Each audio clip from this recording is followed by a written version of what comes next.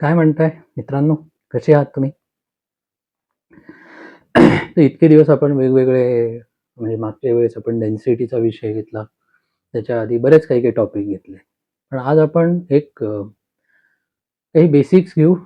Electricity, वीज या विषयामधले आपण नवीन सुरुवात करूया या टॉपिकला. आणि त्या टॉपिकमधले काही बेसिक्स आपण आज करायचा प्रयत्न करू.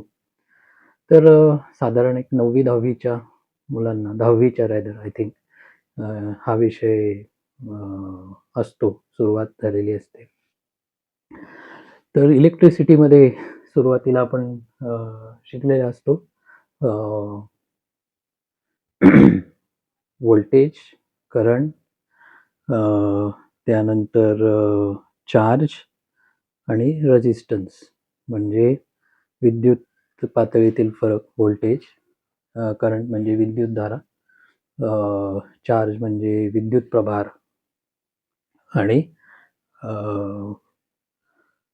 विद्युतरोध म्हणजे इलेक्ट्रिकल रेझिस्टन्स. तर याच्यामध्ये आपण मला वाटतं ऑलरेडी आपल्याला सांगितलेलं असतं की चार्ज म्हणजे काय, की पॉझिटिव्ह आणि निगेटिव्ह चार्ज असतात. इलेक्ट्रॉन निगेटिव्ह असतात, प्रोटॉन पॉझिटिव्ह असतात आणि त्याला तो कुलोम्ब्समध्ये मोजतात. म्हणजे इलेक्ट्रिक चार्ज, किती इलेक्ट्रिक चार्जेस आहेत तिथे. तर दॅट इज इलेक्ट्रिक चार्ज. नंतर दर सेकंदाला ते किती चार्जेस त्या सर्किटमधनं वाहत आहेत, पास होत आहेत. So that is called electric current. नंतर त्याला चार्जेस जाणं, जे पास ऑन होणं, तर त्याला साधारणपणे त्या वायरमध्ये किंवा ज्याला आपण कंडक्टर म्हणतो, तर त्यात किती विरोध होतोय किंवा काय साधारण रेझिस्टन्स, दॅट इज कॉल्ड विद्युतरोध, इलेक्ट्रिकल रेझिस्टन्स.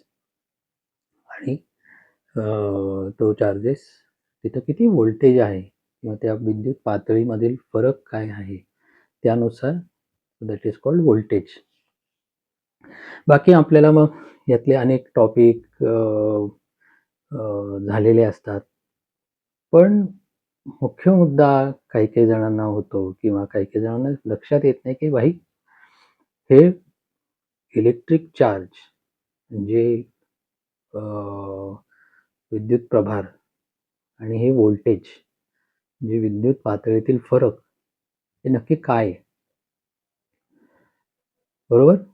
तर आपण आज त्याला जरा वेगळ्या पद्धतीने ती गोष्ट लक्षात घ्यायला आपण बघूया आपल्याला जमतंय का? आणि तर त्याच्यासाठी मी इथे एक एक चित्र काढलेत, म्हणजे 2 चित्र काढले.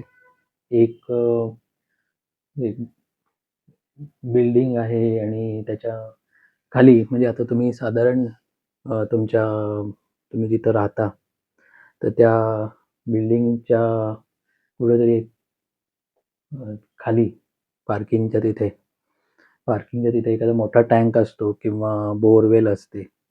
बोअरवेलमध्ये भरपूर पाणी असतं.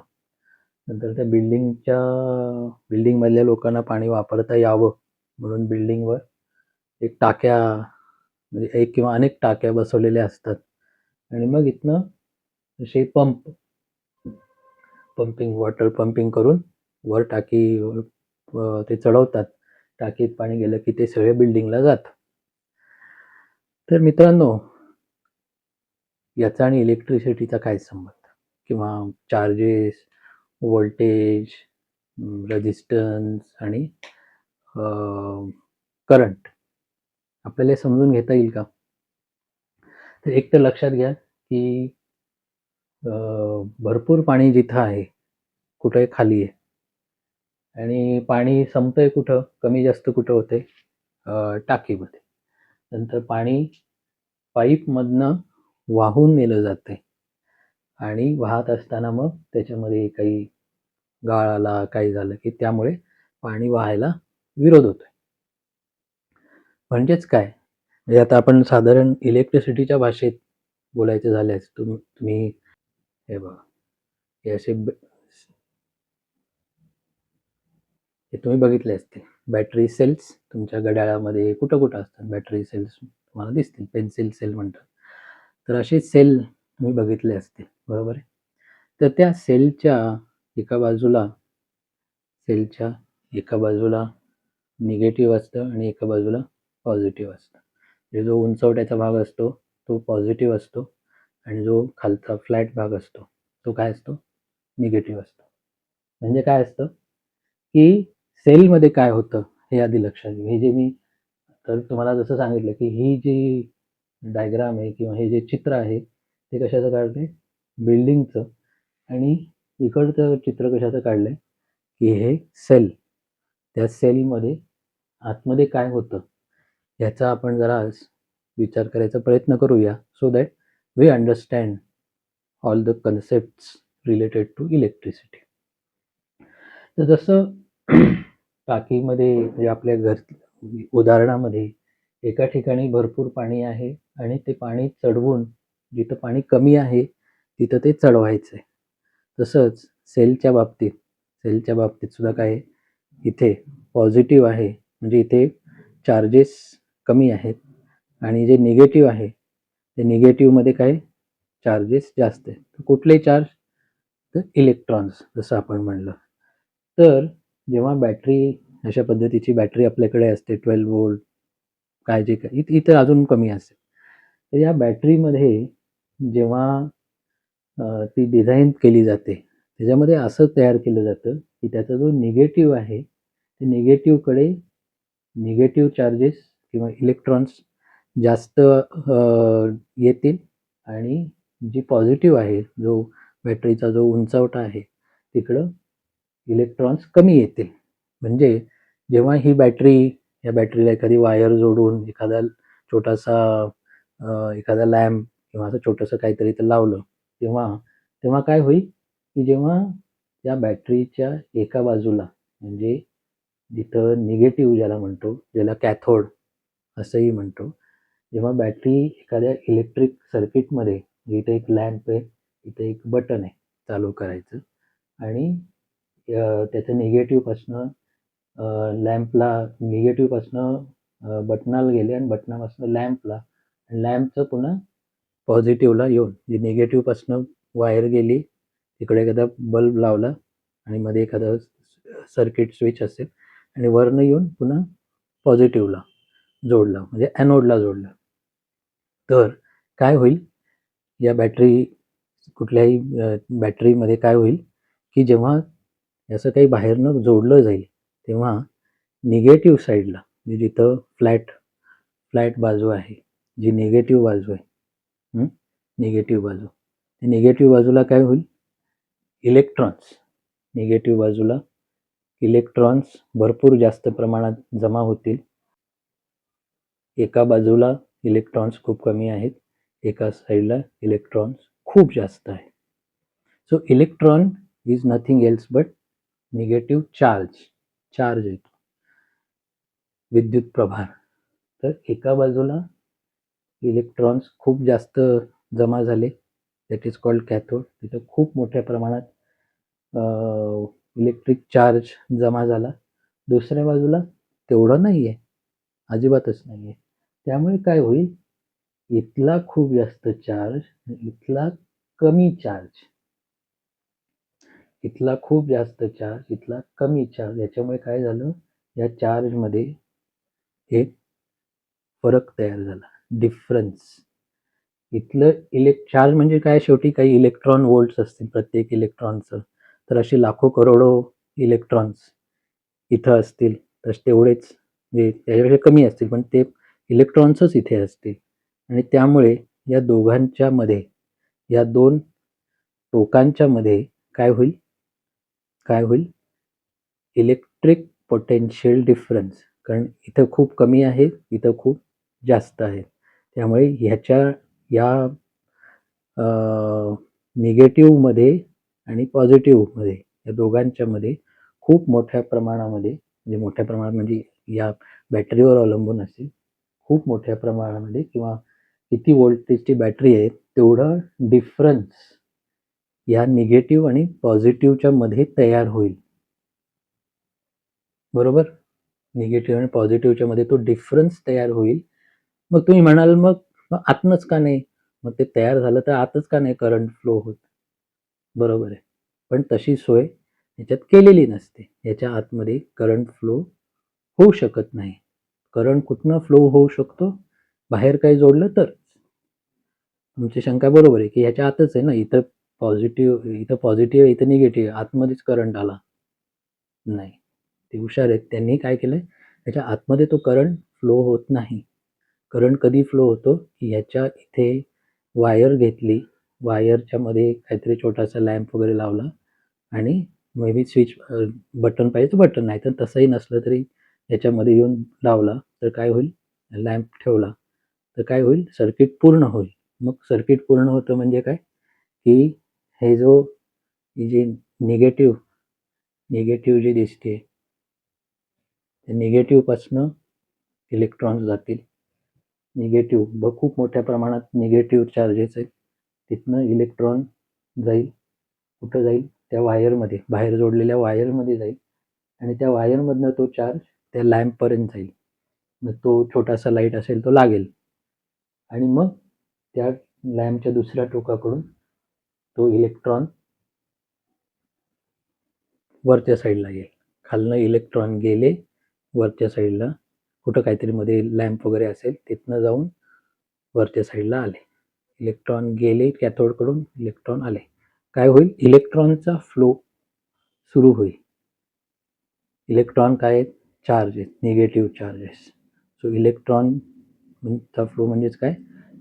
The charge will flow from this negative to the lamp in the circuit आणि मग ते पूर्ण होऊन तो लॅम्प वगैरे लागेल, त्याचा रेजिस्टन्स असेल, त्याला विरोध करेल आणि तिथनं तो पुन्हा ॲनोडकडे येईल. सो निगेटिव्ह चार्ज म्हणजे जो चार्ज असेल तो याच्यामध्ये जात राहील आणि थोड्या वेळाने काय होईल, जेव्हा बॅटरी इकडचा चार्ज आणि इकडचा चार्ज, हे बरेच दिवस तुम्ही ही बॅटरी वापरली, बरेच दिवस हे चालू केलं यातनं चार्जेस व्हायले. बऱ्याच दिवसानंतर काय होईल, इकडचा जो वाहणारा चार्ज आहे तो खूप जास्त वाहून याच्या बाहेरच्या सर्किटमधनं पुन्हा इकडच्या सर्किटमध्ये गेला.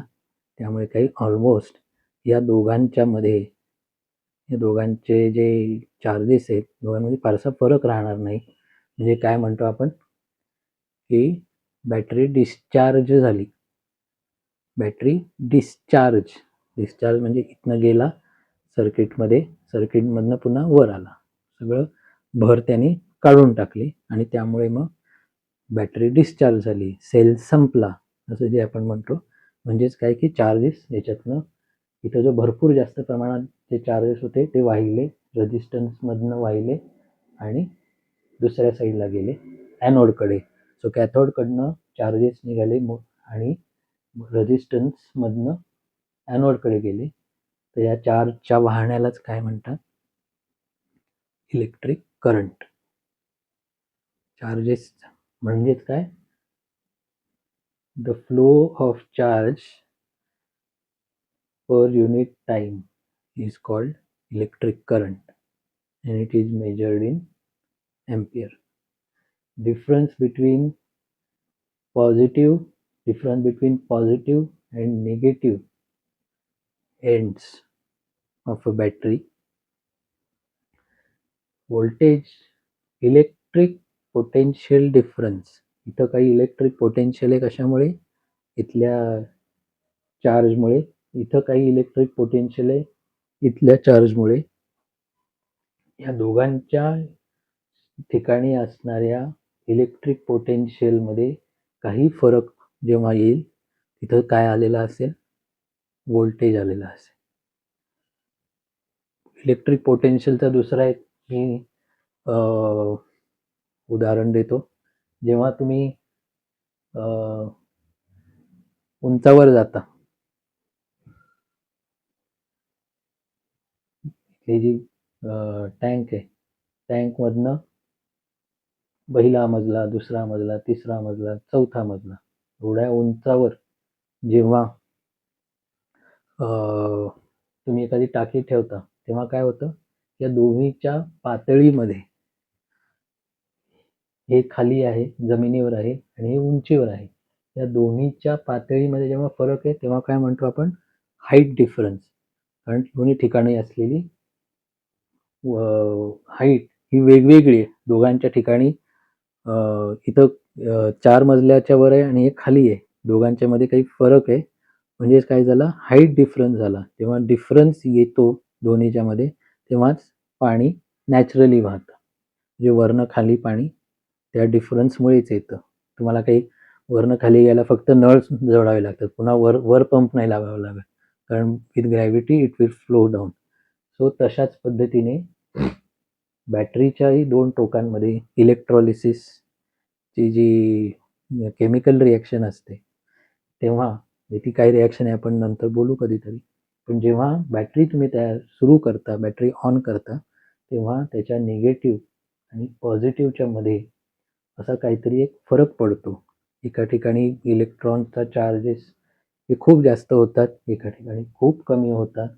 आणि बॅटरी म्हणजे 12 व्होल्ट असेल तर निगेटिव्ह साईडला असलेले इलेक्ट्रॉनचं पोटेन्शियल इलेक्ट्रिक चार्ज हा वरच्या साईडला असलेल्या इलेक्ट्रिक चार्जपेक्षा 12 व्होल्टनी जास्त असतो.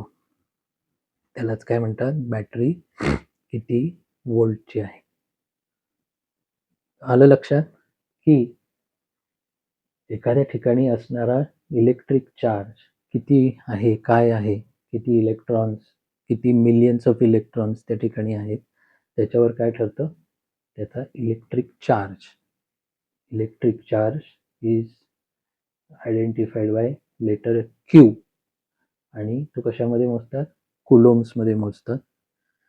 दोन्ही बॅटरीच्या निगेटिव्ह आणि पॉझिटिव्ह ठिकाणी असणाऱ्या electric charges, electric potential, electric energy, electric potential यांच्यामध्ये असलेला फरक त्याला काय म्हणतात, electric potential difference or voltage. तो मोजतात व्होल्ट्समध्ये. नंतर चार्ज वाहण्याच्या मार्गामध्ये काही अडथळा येत असेल, पाणी जाण्याच्या मार्गात काही अडथळा येत असेल, तसं चार्ज जाण्याच्या मार्गात जो काही अडथळा येत असेल त्याला काय म्हणतात, electric resistance to the flow of electricity. So that is called resistance. Charge, voltage, resistance. आणि दर मिनिटाला, दर सेकंदाला रादर किती चार्ज निगेटिव्ह कडनं पॉझिटिव्ह कडे पाठवला जातोय, किंवा आपल्या नेहमीच्या भाषेत ट्रॅडिशनल वेनी किती करंट पॉझिटिव्ह कडून निगेटिव्ह कडे वाहायला जातोय, it is called as electric current or electric current. आणि तो मोजला जातो एम्पियर्स मध्ये. ओके मित्रांनो, तर अशा पद्धतीने आपण इलेक्ट्रिसिटीचे अगदी बेसिक कन्सेप्ट या ठिकाणी समजून घेतलेत. तर जाता जाता मी एक तुम्हाला प्रश्न विचारतो. एक बॅटरी आपण घेतली आहे. आपण सांगितलं बॅटरीच्या आतमध्ये इलेक्ट्रिक चार्ज आहे. बॅटरी तर मी बोटात धरली आहे, तो मला शॉक का नाही बसत? तुम्हाला काय वाटतं? विचार करून नक्की सांगा. आणि पुढच्या वेळेस अशाच पद्धतीचा अजून काही इंटरेस्टिंग टॉपिक मी घेऊन येईन, तेव्हा जरूर बोलू.